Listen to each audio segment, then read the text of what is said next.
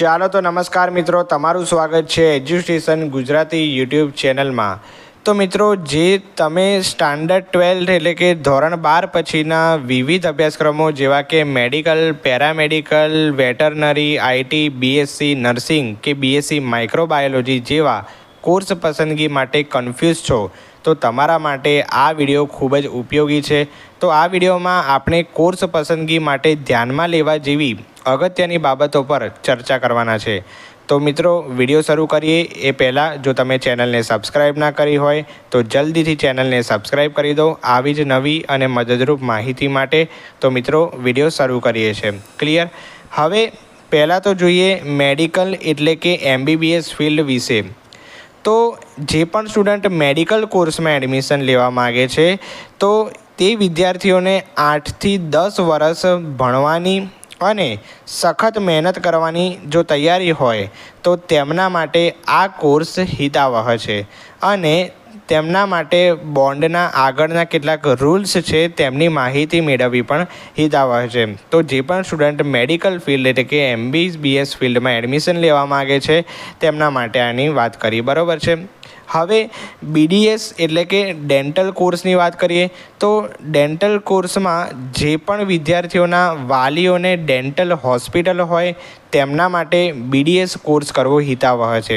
હવે વાત કરીએ તો ગુજરાત સ્ટેટ છે એમાં ડેન્ટલ કોલેજની ગવર્મેન્ટ સીટ જે છે વિદ્યાર્થી મિત્રો એ 250 જેટલી છે અને સેલ્ફ ફાઇનાન્સ એટલે કે પ્રાઇવેટ કોલેજની જે સીટો છે એ મિત્રો 905 જેટલી છે, બરાબર। તો આ ડેન્ટલ કોર્સની અત્યારે આપણે વાત કરી। હવે ત્રીજી વાત કરીએ મિત્રો તો BAMS કોર્સ એટલે કે આયુર્વેદિક કોર્સ વિશે, બરાબર। તો આયુર્વેદિક કોર્સની વાત કરીએ તો આ કોર્સ જે વિદ્યાર્થીઓને આયુર્વેદમાં સંપૂર્ણ માનતા હોય અને ધીરજ રાખીને માત્ર આયુર્વેદમાં જ પ્રેક્ટિસ કરવી હોય તેમના માટે આ હિતાવહ છે અને બીજું સંસ્કૃતમાં તેને રુચિ હોય તે પણ હિતાવહ છે।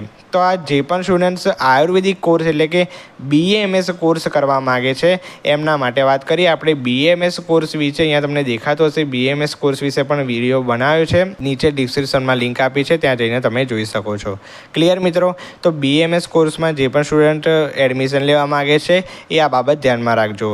અને ગુજરાત રાજ્ય જે છે એમાં BAMS કોર્સની જે ગવર્મેન્ટ કોલેજ છે એની સીટ ટોટલ 387 જેટલી છે અને પ્રાઇવેટ કોલેજની સીટ મિત્રો કેટલી છે તો 2569 જેટલી છે, યાદ રાખજો।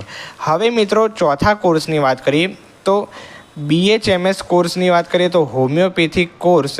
તો આ BHMS કોર્સ જે વિદ્યાર્થીઓને હોમિયોપેથીમાં પૂર્ણ શ્રદ્ધા હોય અને ધીરજ રાખીને માત્ર હોમિયોપેથીમાં જ પ્રેક્ટિસ કરવી હોય તેમના માટે હિતાવહ છે અને હોસ્પિટલમાં તે મેડિકલ ઓફિસર તરીકે આ ફિલ્ડમાં તે કામ કરી શકે છે। એટલે હોમિયોપેથી કોર્સ જે છે એની દવા તમે જે જોઈ હશે જે વ્હાઇટ કલરની નાની ગોળીઓ આવે છે એ હોમિયોપેથી દવાની માંગ જે છે ખૂબ જ વધારે છે, તો એ ફિલ્ડ અત્યારે આપણે એની વાત કરી, બરાબર। Homeopathic course. હવે હોમિયોપેથિક કોર્સની ગુજરાત રાજ્યમાં ગવર્મેન્ટ કોલેજ છે એની કેટલી સીટ છે તો 500 જેટલી સીટ છે અને સેલ્ફ ફાઇનાન્સ કોલેજ છે પ્રાઇવેટ કોલેજ છે એની ટોટલ સીટ મિત્રો 3790 જેટલી છે, આ યાદ રાખજો, બરાબર। હવે ચોથા કોર્સની આપણે વાત કરી નાખી। ત્યારબાદ પાંચમો કોર્સ છે મિત્રો BPT એટલે કે ફિઝિયોથેરાપી કોર્સ। તો ફિઝિયોથેરાપીમાં વિશિષ્ટ કૌશલ્યથી રોગની તપાસ, નિદાન અને સારવાર કરવામાં આવે છે।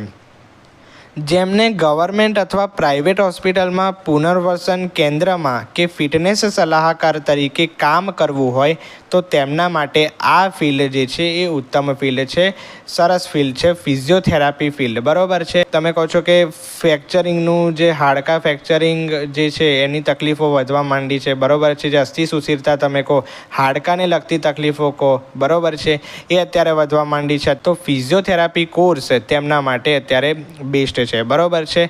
ત્યારબાદ ગુજરાત સ્ટેટમાં ગવર્મેન્ટ કોલેજની સીટની વાત કરીએ તો એ 387 જેટલી છે અને પ્રાઇવેટ કોલેજની જો સીટની વાત કરીએ તો એ ભાઈ મિત્રો 4395 જેટલી છે, ઓકે।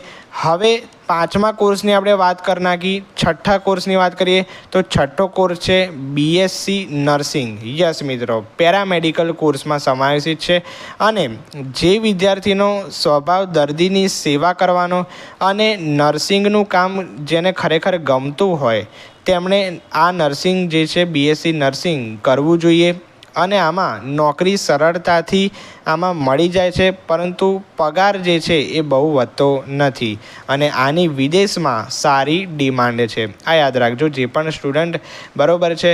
આમાં ફિમેલ્સ જે છે એટલે કે ગર્લ્સ જે છે એ વધારે જાય છે એવું નથી, પરંતુ બોયઝ માટે પણ આ સારી ફિલ્ડ છે.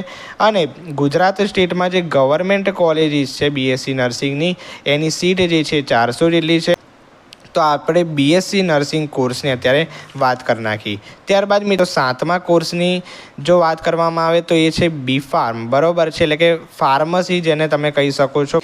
એટલે કે ફાર્માસ્યુટિકલ કંપનીઓમાં માર્કેટિંગ, પ્રોડક્શન અને ક્વોલિટી કંટ્રોલમાં જે તકો છે, બરાબર છે, મહત્તમ તકો એટલે કે જે MR તમે મેડિકલ રિપ્રેઝેન્ટેટિવ ઓળખી શકો છો, જે પણ ફાર્મસી ફિલ્ડમાં એડમિશન લેવા માગતું હોય, બરાબર છે. ત્યારબાદ જૂજ તકો કેટલી છે એમાં તો ભાઈ તમે ડ્રગ ઇન્સ્પેક્ટર તરીકે ગવર્મેન્ટ જોબમાં તમે કામ કરી શકો છો અને તમારું આગળ મેડિકલ સ્ટોર પણ આમાં ઓપન કરી શકો છો આ ફાર્મસી કોર્સમાં, બરાબર છે. ફાર્મસી જે કોર્સ છે એની અત્યારે આપણે વાત કરી અને એની ગવર્મેન્ટ કોલેજની વાત કરીએ ગુજરાત સ્ટેટમાં તો એની સીટ કેટલી છે તો ભાઈ 464 જેટલી છે અને પ્રાઇવેટ કોલેજની જે સીટ છે એ મિત્રો 8826 જેટલી છે, એટલે કે 8826, બરાબર મિત્રો.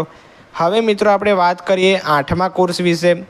તો 8મા કોર્સની જો વાત કરીએ તો એ છે BVSc એન્ડ AH, એટલે કે ઇન શોર્ટ વેટરનરી કોર્સ વિશે વાત કરવામાં આવે છે. તો વેટરનરી કોર્સમાં જે વિદ્યાર્થીઓને પાલતુ પ્રાણીઓ જેવા કે ગાય ભેંસ હોય, બરાબર છે, એમના સાથે લગાવ હોય, ઓકે, અને તેમની સેવા કરવા માગતા હોય તેમણે વેટરનરી કોર્સ જે છે કરવો જોઈએ અને તાલુકા લેવલે કામ કરવાની અને આજુબાજુના ગામડાઓમાં મુસાફરી કરવાની એમને તૈયારી હોવી જોઈએ, બરાબર છે. તો આ વેટરનરી કોર્સ જે પણ વિદ્યાર્થીઓ કરવા માગતા હોય એમના વિશે અત્યારે વાત કરી. તમે આ કોર્સમાં જઈ શકો છો, આ કોર્સની માંગ પણ છે, બરાબર. ત્યારબાદ ગવર્મેન્ટ કોલેજની સીટની વાત કરીએ ગુજરાત સ્ટેટમાં, બરાબર છે, તો એ 315 જેટલી છે. ક્લિયર મિત્રો. હવે 9મો કોર્સ છે ફિશરીઝનો કોર્સ. તો જે વિદ્યાર્થીઓના વાલીઓના, બરાબર છે, માછીમારીને લગતો ફેમિલી બિઝનેસ હોય તો તેમના માટે કોર્સ ઉત્તમ છે ફિશરીઝનો કોર્સ, બરાબર મિત્રો.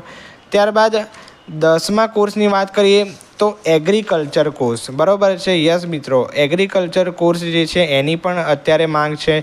તો જે વિદ્યાર્થીઓને ખેતીમાં ખરેખર રસ હોય અને વૈજ્ઞાનિક પદ્ધતિથી ખેતી કરવી હોય અથવા ખેતી સંશોધનને લગતું કામ કરવું હોય તો તેમણે એગ્રીકલ્ચર કોર્સ જે છે એ પસંદ કરવો જોઈએ. એમને એગ્રીકલ્ચર કોર્સમાં ઉત્તમ તક છે, બરાબર છે, આગળ વધવા માટે, બરાબર. તો એગ્રીકલ્ચર કોર્સ વિશે અત્યારે આપણે વાત કરી. ત્યારબાદ મિત્રો 11મા કોર્સની જો ચર્ચા કરવામાં આવે તો 11મો કોર્સ છે મિત્રો BSc IT course, okay, BSc IT course. તો જે વિદ્યાર્થીઓને આઈટી, બરાબર છે, આઈટી ફિલ્ડ જે છે એમાં કેરિયર બનાવવી હોય એમના માટે આ ઉત્તમ ફિલ્ડ છે, જે પણ આઈટી ફિલ્ડમાં એડમિશન લેવા ઈચ્છતા હોય તેમના માટે. ક્લિયર મિત્રો. હવે ત્યારબાદ 11મા કોર્સની વાત કરીએ તો 11મો કોર્સ જે છે એ છે બીએસસી માઇક્રોબાયોલોજી, બરાબર છે, બીએસસી માઇક્રોબાયોલોજી 12મો કોર્સ છે.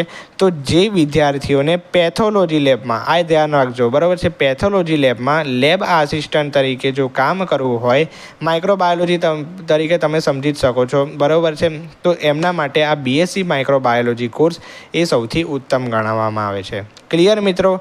યસ. તો આ 12 કોર્સની અત્યારે આપણે વાત કરી, બરાબર છે. પહેલાં તો MBBS ફિલ્ડ વિશે વાત કરી, ત્યારબાદ BDS, ત્યારબાદ BAMS, ત્યારબાદ BHMS ફિઝિયોથેરાપી, BSc નર્સિંગ, બરાબર છે, એગ્રીકલ્ચર, વેટરનરી, ફાર્મસી કોર્સ, બરાબર છે. ત્યારબાદ આઈટી કોર્સ જે છે, માઇક્રોબાયોલોજી કોર્સ છે, એની સંપૂર્ણ ડિટેલમાં મેં માહિતી આપી કે તમારે એ કોર્સ કેમ કરવો જોઈએ અને એની માંગ છે કે નહીં, બરાબર છે. એના વિશેના હજી પણ ડિટેલમાં જો તમારે વિડીયો જોઈતા હોય તો મને કોમેન્ટ બોક્સમાં જણાવજો, હું આપીશ, બરાબર છે. તો વિડીયો પસંદ આવ્યો હોય તો વિડીયોને લાઈક જરૂરથી કરી દેજો અને આવી જ કેટલીક નવી માહિતી જોઈતી હોય અને કેવી અપડેટ્સ તમારા સુધી પહોંચતી રહે તેના માટે ચેનલને સબસ્ક્રાઈબ જરૂરથી કરી દેજો, બરાબર છે મિત્રો. તો મિત્રો વિડીયો અહીંયા સમાપ્ત કરીએ છીએ, બરાબર છે. મળીએ છીએ આવા નવા વિડીયો સાથે. ત્યાં સુધી ગુડ બાય, થેન્ક યુ.